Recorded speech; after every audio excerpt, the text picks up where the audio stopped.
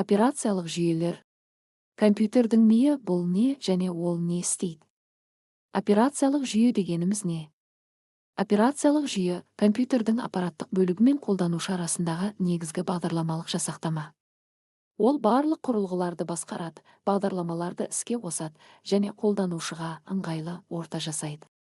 Операциялық жүйенің негізгі функциялары: процессорды басқару, тапсырмаларды кезекке қояды және орындайды. Жадты басқару, оперативті жадыны бағдарламаларға бөледі. Файлдық жүйе деректерді сақтайды және ұйымдастырады. Қауіпсіздік жүйені вирустар мен рұқсатсыз кіруден қорғайды. Танымал операциялық жүйелер: Windows дүние жүзінде ең кең таралған операциялық жүйе. Қолдануы оңай және бағдарламалық қолдауы кең. macOS Apple компьютерлеріндегі операциялық жүйе.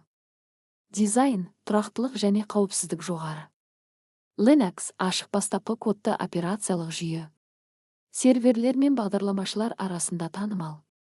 Операциялық жүйелерді салыстыру: Windows кең аудиторияға арналған. Windows бағасы ақылы, қауіпсіздігі орташа, ойындарға өте қолайлы. macOS дизайнерлер мен мамандарға арналған, тек Apple құрылғыларында жұмыс істейді, қауіпсіздігі жоғары. Linux бағдарламашыларға арналған, тегін және қауіпсіздігі өте жоғары.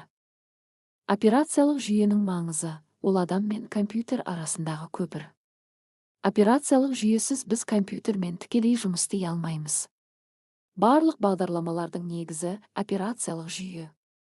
Дұрыс таңдалған операциялық жүйе компьютердің жылдамдығын арттырып, деректерді қорғайды. Қорытынды: операциялық жүйе компьютердің ең маңызды бағдарламасы. Оның негізгі функциялары: процессорды, жадты, файлдарды және қауіпсіздікті басқару. Windows, macOS және Linux ең танымал жүйелер. Операциялық жүйені түсіну — саласындағы алғашқы қадам.